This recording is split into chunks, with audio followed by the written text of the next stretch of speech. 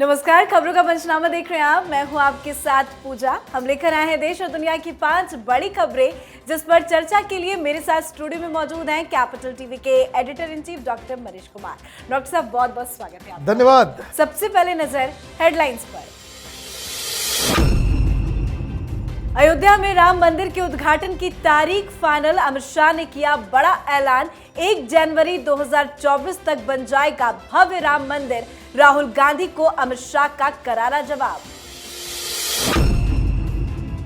अग्निवीरों पर राहुल गांधी के बिगड़े बोल, कहा 4 साल बाद युवाओं को जूते मारकर सेना से निकाल दिया जाएगा।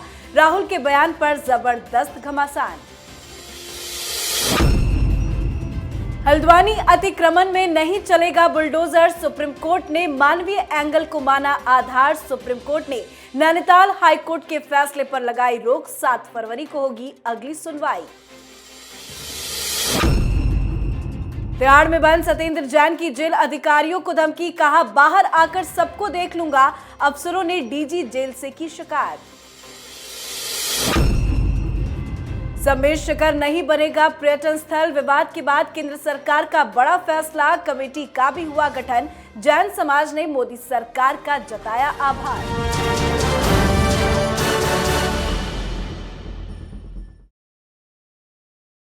आज खबरों की शुरुआत बड़ी खबर के साथ। अयोध्या में बन रहा राम मंदिर कब तक तैयार होगा, इस सवाल का जवाब अमित शाह ने आज दे ही दिया है। अमित शाह ने त्रिपुरा से बड़ा ऐलान करते हुए कहा कि 1 जनवरी 2024 को अयोध्या में भव्य राम मंदिर बनकर तैयार हो जाएगा।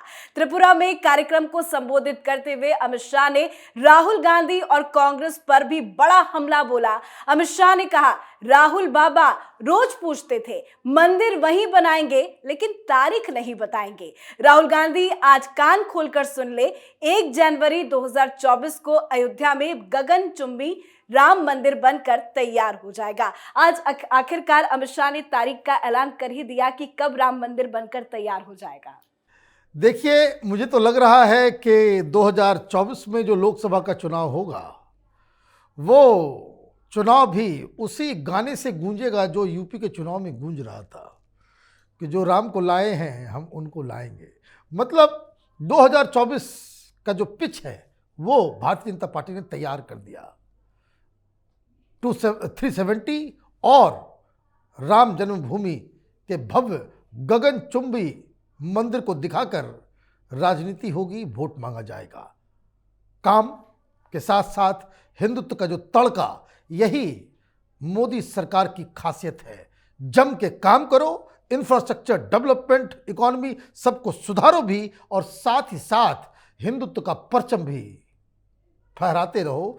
यही मूल मंत्र है और इसलिए राहुल गांधी ये जो यात्रा कर रहे थे, उस यात्रा से जो एक माहौल बन रहा था उसको एक ब्रेक लगाने के लिए, उसके ऊपर एक ये समझिए कि विपक्ष के अंदर कोलाहल पैदा करने के लिए कि किस तरीके से राम मंदिर का विरोध कांग्रेस पार्टी ने और तमाम तथा कथित सेकुलर पार्टीज ने किया था। कांग्रेस पार्टी तो सुप्रीम कोर्ट जाकर के ये अर्जी लगाते थे कि फैसला टाल दिया जाए। तो ये सारी चीज़ें हो रही है। मुझे लगता है कि तमाम दुनिया भर में जो करोड़ों हिंदू वो जो तारीख जानना चाह रहे थे कि कब वो अयोध्या जा सकते हैं, तो उनको 1 जनवरी 2024 के बाद अयोध्या का टिकट कटा लेना चाहिए। जी, अगली खबर में बात अग्निवीरों पर राहुल गांधी के बिगड़े बोल की। राहुल गांधी ने एक बार फिर से सेना का अपमान किया है। शामली में भारत जोड़ो यात्रा के दौरान राहुल गांधी ने मोदी सरकार की अग्निवीर योजना को लेकर हमला बोला। राहुल गांधी ने कहा, युवाओं के लिए सेना में जाने के लिए एक रास्ता था। युवा रोज सुबह सेना के सहारे देश सेवा का सपना देखते थे। 15 साल की सर्विस के बाद उसे पेंशन मिलती थी, लेकिन मोदी सरकार ने इसे बंद कर दिया और कहा 6 महीने ट्रेनिंग करो, बंदूक पकड़ो, फिर जूता मारकर बाहर निकाल देंगे। राहुल के इस बयान को लेकर बीजेपी ने कहा, सेना का अपमान यही है राहुल गांधी कांग्रेस की असली पहचान। क्यों राहुल गांधी बार बार सेना का अपमान कर रहे हैं? देखिए, पता नहीं राहुल गांधी को बीच बीच में क्या हो जाता है। इस तरह की भाषा का इस्तेमाल अगर राहुल गांधी के लिए किया जाए तो, अगर कोई ये कहे कि क्या अग्निवीरों को उसी तरीके से बाहर किया जाएगा जिस तरीके से अमेठी की जनता ने आपको जूते मारकर केरल भेज दिया? क्या ये कहना सही रहेगा? क्या ये राजनीति की भाषा होनी चाहिए कि यूपीए की सरकार को, कांग्रेस पार्टी की सरकार को, गांधी परिवार को देश की जनता ने जूते मारकर सत्ता से बाहर कर दिया? क्या भाषा है ये? और इस तरह की भाषा को राहुल गांधी लाइक करने लग गए हैं। जितने भी कांग्रेस पार्टी के प्रवक्ता टेलीविजन पे आते हैं, उनकी भाषा को देखिए। गंदी जुबान, it has become a part and parcel of Rahul Gandhi's new kind of politics. कोई प्रवक्ता आता है, जूते मारेंगे, धक्का दे देंगे, ये कर देंगे, वो कर, ये जो सड़क छाप किस्म की जो भाषा होती है, तो यात्रा तो ठीक चलती है, बीच बीच में ये दूध में एक चुटकी नमक डाल देते हैं। सब किए धराए के ऊपर जो है वो खत्म।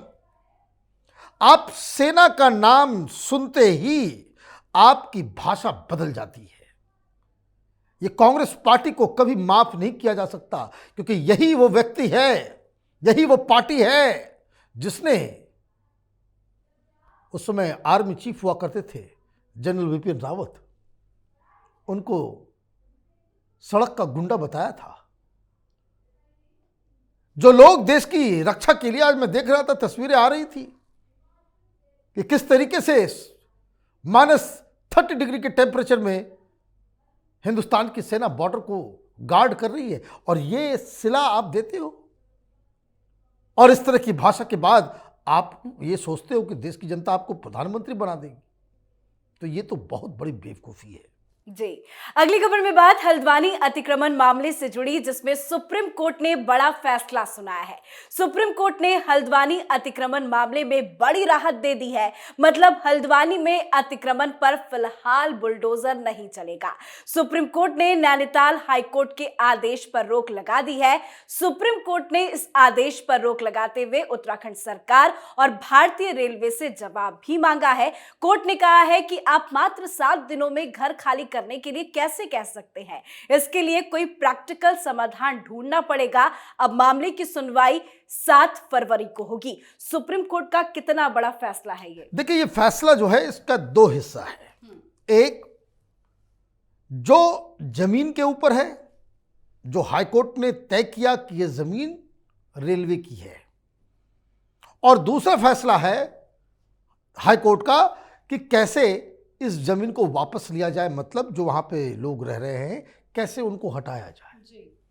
सुप्रीम कोर्ट में जो आज फैसला हुआ है वो एक हिस्से के ऊपर, पहले हिस्से पे सुप्रीम कोर्ट भी एग्री करती है कि ये जमीन रेलवे की है, उसके ऊपर सुप्रीम कोर्ट ने सवाल खड़े नहीं किए। सवाल कहां खड़ा होता है कि ये किस तरह का आदेश है कि भाई 50,000 लोग हैं, 4,000 फैमिली है, और ये लोग 7 दिन में अचानक से चले जाएंगे। तो अब सुप्रीम कोर्ट की तरफ से कहा जा रहा है कि भाई ये लोग जाएंगे कहां? ह्यूमैनिटेरियन ग्राउंड के ऊपर तो आपको कुछ ना कुछ उसको रिहेबिलिटेट करना पड़ेगा। सुप्रीम कोर्ट मानवीय चश्मा लगाकर इस इल्लीगल काम को देख रही है, और उस हिसाब से कहा गया है कि भाई 1 महीने का वक्त लीजिए, 7 तारीख को आप वापस जब आएंगे तो राज्य सरकार से कहा गया है कि आप एक सॉलिड कंक्रीट रिहेबिलिटेशन प्लान जो है लेकर के आए कि भाई इन लोगों को कहाँ रखा जाएगा, क्या किया जाएगा, नहीं किया जाएगा। तो एक तरीके से अगर आप देखें तो सुप्रीम कोर्ट का फैसला क्या है? सुप्रीम कोर्ट का फैसला ये है कि सरकारी जमीन को कब्जा कर लो, घर बना लो, रह लो, और बड़े बड़े वकीलों को उसके पीछे लगा दो। हम ह्यूमैनिटेरियन ग्राउंड का चश्मा पहन लेंगे और आपको फिर रिहेबिलिटेट कर लेंगे। बड़ा अच्छा धंधा है ये। यह फैसला ऐसा है कि अगर ये रिहेबिलिटेशन पैकेज दिया जाए, ये इन लोगों को वहां पर रहने दिया जाए, तो लाखों एकड़ जमीन देश भर में वो आज के बाद खाली नहीं होगी। सुप्रीम कोर्ट को न्याय का चश्मा ह्यूमैनिटेरियन ग्राउंड पे बहुत कम केसेस में नजर आता है। ये भूलना नहीं चाहिए, ये वही सुप्रीम कोर्ट है जिसने कश्मीर में जब हिंदुओं को मार मार के भगाया जा रहा था, औरतों को बकायदा रेप किया जा रहा था, सुनने से मना कर दिया गया था। अभी एक और पिटीशन पड़ा हुआ है कि बंगाल में चुनाव के बाद किस तरीके से हिंदू महिलाओं के ऊपर अत्याचार हुआ, सुनवाई नहीं हो रही है। क्यों नहीं हो रही है? क्योंकि वहां पे ये दाढ़ी टोपी वाले, बवाल काटने वाले लोग प्रोटेस्ट नहीं कर रहे हैं। तो ये जो फैसला है 7 तारीख को होगा, पता नहीं सरकार सुप्रीम कोर्ट क्या फैसला करेगी, क्या रिहेबिलिटेशन होगा। लेकिन एक बात तो कहना पड़ेगा, सुप्रीम कोर्ट जो ह्यूमैनिटेरियन ग्राउंड का हवाला दे रही है कि भाई उसको रिहेबिलिटेट करना चाहिए, कम से कम उनके वकीलों से पूछ लिया होता कि क्या वो लोग रिहेबिलिटेट होना चाहते हैं। उनकी तो जिद है कि वहां से जाएंगे नहीं, उनको कहीं रिहेबिलिटेशन पैकेज नहीं चाहिए, कहीं वो कहीं दूसरी जगह रहने को तैयार नहीं। और सुप्रीम कोर्ट अपने आप आगे बढ़ के जज साहब लोग कह रहे हैं कि भाई रिहेबिलिटेशन का पैकेज लाया जाए। ये बवाल लंबा चलेगा और एक ऐसा एग्जाम्पल बनेगा जो दोनों ही केस में याद किया जाएगा। बिल्कुल। अब बात तिहाड़ जेल में बंद सत्येंद्र जैन की, जो जेल के अंदर अपनी दबंगई दिखा रहे हैं। सत्येंद्र जैन ने जेल के अधिकारियों को धमकाते हुए कहा कि सबको बाहर निकलकर देख लूंगा। इतना ही नहीं, जेल अधिकारियों को गालियां देते हुए अंजाम भुगतने के लिए तैयार रहने को कहा है। साथ ही यह भी कहा कि चाहे सर्विंग हो या फिर रिटायर्ड, किसी को नहीं छोड़ेंगे। जेल अधिकारियों ने लिखित में जैन के खिलाफ डीजी जेल से इस पूरे मामले की शिकायत की है। जेल के अंदर ये जैन की कैसी दबंगई चल रही है? देखिए, तो गुंडागर्दी है सरासर। ये केजरीवाल का गुंडा, इसको ये हिम्मत कहां से आई कि जेल के अंदर बैठ के जेल के अधिकारियों को ही आप धमकी दें? ये हिम्मत इसलिए है क्योंकि वो जेल मंत्री है। अगर वो जेल के अंदर कैदी के रूप में नहीं होता तो ये अधिकारी इसके सामने सैल्यूट मारते। लेकिन चूंकि वो जेल मंत्री बना हुआ है, किसके कहने पे? केजरीवाल के कहने पे।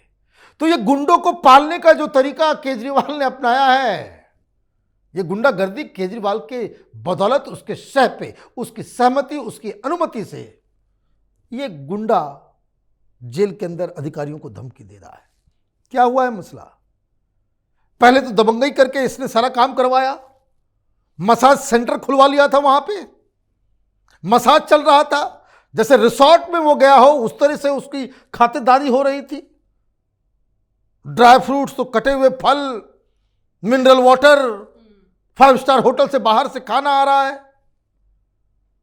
एलजी ने जांच बिठा दी, सब पकड़े गए, वीडियो सामने आ गया, सब कुछ हो गया। तो अब सब लोगों ने मना कर दिया जी।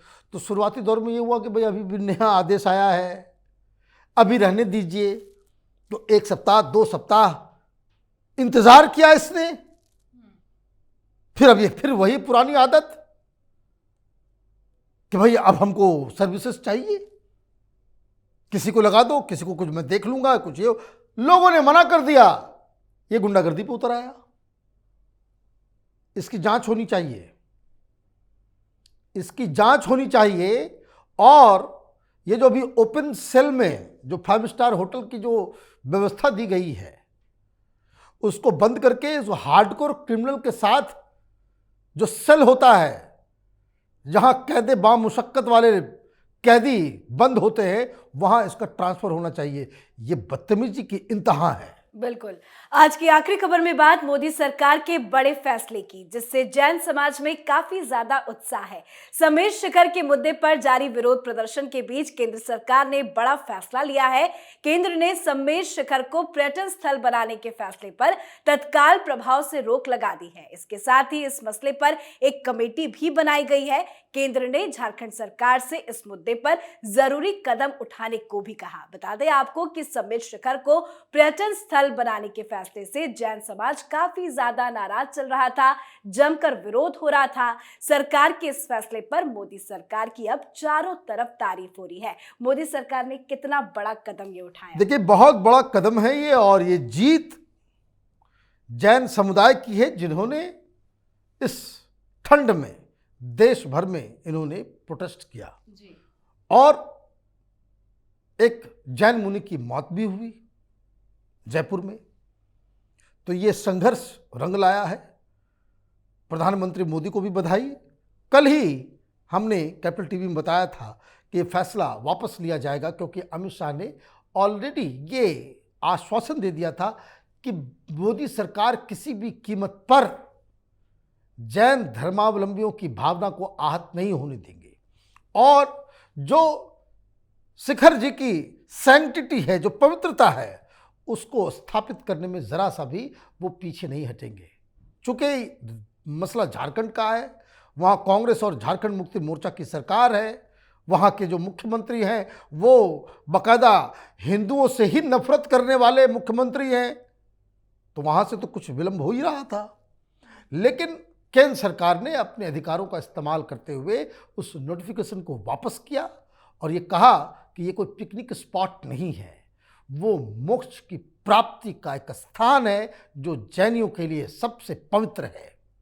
और ये फैसला लिया गया कि अब वो उस लिस्ट में शामिल नहीं होगा जिस लिस्ट में से डाला गया था कि ये पर्यटन स्थल है।